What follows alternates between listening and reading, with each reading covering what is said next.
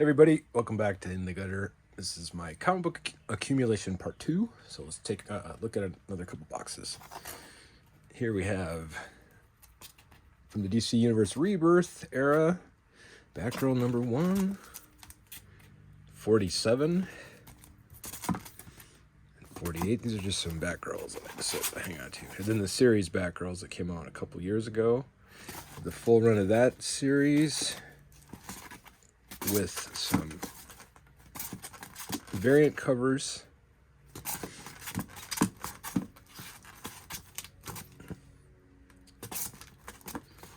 Good little read if you hadn't had a chance to check it out. It's all right. I got the whole run, so I'm just sort of going through it quickly. And then here I don't even know. I cobbled together a set of year 1. Not quite sure why I don't have it individually bagged and boarded. Got lazy or something. A couple of Batman keys, sort of middle 90s run.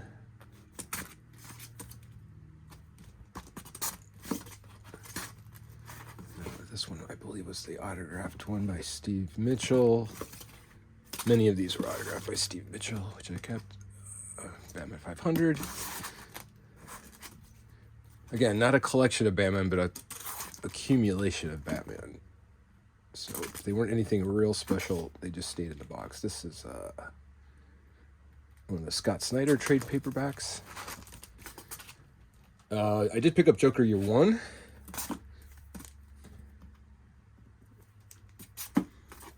Which was in Batman ending in 144.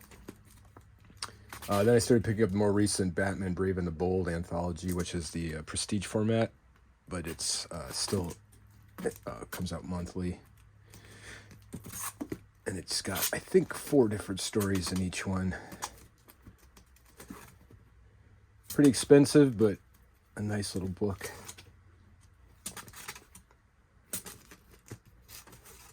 I just love a good Batman cover. The most recent issue. Then I have a pretty decent set of The Dark Knight. These are my original copies, if I do remember correctly.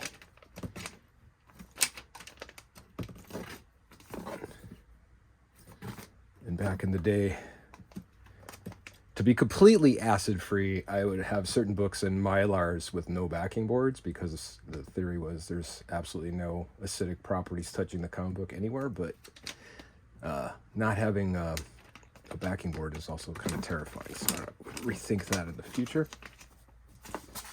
Wanted to read Dark Knight 2 at some point, so I got the trade. Picked up a Fear State Alpha to check it out. Mike Mignola's Gotham by Gaslight. It's a good one. I love this Bruce Timm Batman Harley and Ivy. And then I have the entire set of Batman Joker Deadly Duel by Mark Silvestri. With, I believe, all the variant covers, not the ratio variants, but I had multiple copies of these, but fantastic artwork, nice little story. Kelly Jones on that one. Just really cool concept of Batman having to team up with the Joker. But I find the majority of the DC comic covers are just fantastic.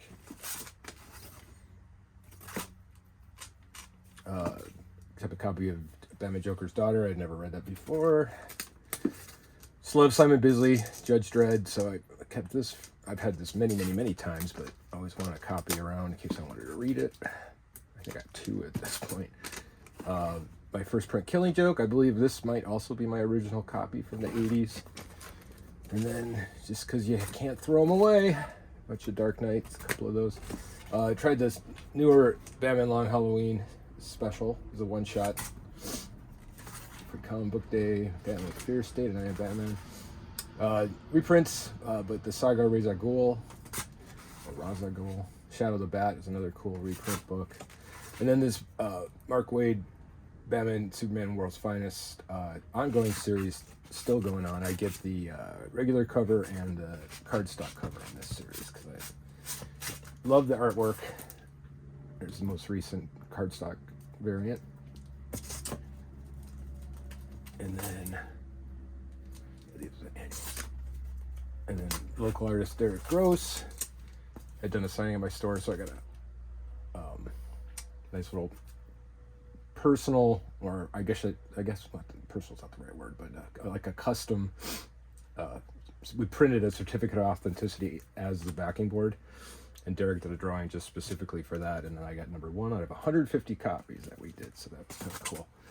And the same thing for set parts 1 and 2. And I was reading the Batman versus Bigby story, and I read the Batwoman trade. So as you can see, if you were collecting comics, this might not be like what you'd spend a lot of your hard-earned money collecting, but I do like to read. And like I said before, I just end up accumulating quite a bit of stuff. Let me just take a quick second to adjust. Sorry. All right, we'll check out another box. Love the Hernandez brothers. This is one of their adult comics, Birdland, from Gilbert Hernandez. They did it through the Fantagraphics Eros line. And even though it's an adult comic, it's still kind of a sophisticated story. Local comic books dealer gave me a copy of this that he had done for his store. This Bishmania. It's like an ash can sketchbook. Tried the Black Adam, didn't really stick with me. The new Black Cat Infinity Score. Why I have multiple copies, I'm not sure. Some of this stuff I wasn't sure if I had it, so I'd pick it up, and then by the time I got back to reading things. Chicken's Black Hawk, kind of a classic. Read the Black Manta series. There's actually the whole thing in here, I think. And then during my Vertigo heyday, I loved the Black Orchid, especially the original miniseries. This is the silver dealer incentive back in the day. This is Black Orchid 1, which I used to own the cover for, and I sold it, but that's one of the things I regret. But this was signed by Dave McKeon, Dale Thompson, and Dave McKeon drew a little, like a remark on Black Orchid's eye. I just thought it was pretty neat. Black Panther miniseries number 1. This is just a great Adam Hughes cover for Black Widow 5. Just really cool idea. Can't believe I hadn't seen that before, where someone did the logo out of like blood drippings. That's pretty neat. I'm sure there's more, but I had not seen them. Another cool Black Widow cover. Black Widow Hawkeye, still going on today. Yeah, you can see some of these are really recent. I think this is last week or something. Tried Blue Book from Tanyan. It's okay.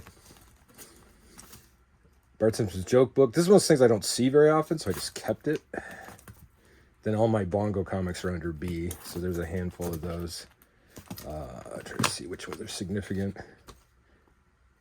Radioactive Man's cool. I think I mentioned in earlier videos, I'm actually drawn into this. My buddy Bill Morris, who signed this, he drew me into this issue of Radioactive Man. So I have a few copies of that. I tried to pick them up. Another dealer incentive, this silver version of Books of Magic, number 1. And then the Death appearance in number 4. So I kept a bunch of those just because I'm a big Sandman and Death fan. Is this one autographed? Some of these might be signed on the inside. Pre-CGC days, we would often get them signed on the inside margin, not on the cover. There's another Death appearance in Books of Magic. So I love Doom Patrol. So this is a Doom Patrol appearance in Brave and the Bold, number 65. Also like the Spectre. So this is a Spectre appearance in Brave and the Bold, 72. And keeping with the dark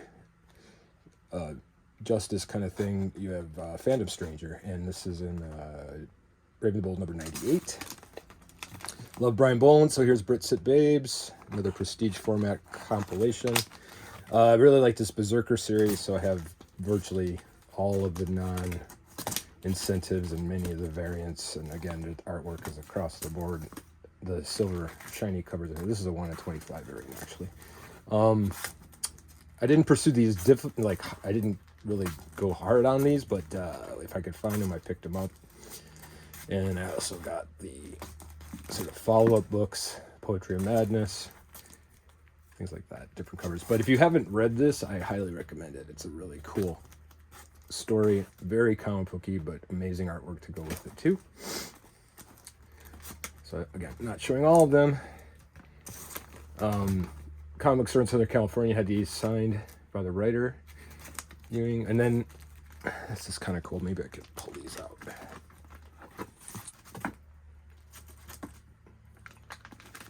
I'm trying to see if these show up. Maybe I could back up a little bit. So this, I ended up buying a nice kind of high grade run of Captain America from, I got the Avengers 4, Cap 100, and then I think I went up through the Kirby issues. So here's, and these are all like VF. I know this is terrible. I'm standing behind my tripod. But 101, 102, 103, 104, 105, 106, 107, 108, 109. It's an amazing cover. 110, we get into Steranko. 111. 112 and 113 is where I stopped the run. But I got those all at one time from one person. They were all in really nice shape. So I didn't want to miss that opportunity. Had those for a long time. So where did the cap go? Sorry, you get to watch me file comic books alphabetically. There we go. When I was a kid, I had a black and white trade paperback book reprinting this Bear and Blood story that I read 600 times, and then I've always kept the comics that were reprinted in that book. That cover particularly is my childhood personified. And then this is another cap from that era. Then I started picking up some caps again to try to figure out what was going on. Clearly missed a lot. So anyway, I have the current cap series, the Sentinel of Liberty, the Symbol of Liberty, all of the more recent caps, and something else. There's one of the Alex Ross timeless variants. But trust me, it's a bunch of Captain America, Winter Soldier special, and then in my first comic book store at local, Mike Kazale, I believe is how I pronounce it. He did the Adventures of Captain Jack, but he went on to do the Ren and Stimpy comics, and he works in animation. That's signed by Mike. Set of Carnage, Black, White, and Blood. Carnage Forever. Catwoman Uncovered, #1. I think that's Terry Dodson. These are some superhero stamp albums my mother bought for me. I think this is signed by Dave Sim. I can never remember why I have one Cerebus comic. Challengers Unknown featuring the Doom Patrol, as I mentioned earlier. Dig the Doom Patrol. Children of the Atom, that was just a pickup read. Choice, there's a bunch of artists I like in this anthology that did work in the book. Clear, pretty recent Scott Snyder indie title he did for Dark Horse that I liked. Cloak and Dagger, regular series #1. Again, can't throw it away. The Closet, another James Tynion story. And then I was obsessed with Concrete. So I have, I think, every Concrete appearance, but this one is, I believe, the first solo titled series #1. And then I have, I think, the next 5 in this pack. Jump into 6. And then it just goes up from there. Earth Day specials. Eclectica. This is all these different miniseries that he did. I think I have all of them. So there's more Concrete to come. This was, they got the Jeff Darrow covers in this Strange Armor. So again, it's one at the time probably the most award-winningest series, and just a fantastic, unique comic book story telling outside of all the norms. But yeah, there's a couple more boxes, and as you can guess, there's a bunch more. So stick with me. We'll go through this. I know it's not super exciting when you do it alphabetically, but that's how I file stuff. So anyway, in the meantime, keep your mind in the gutter.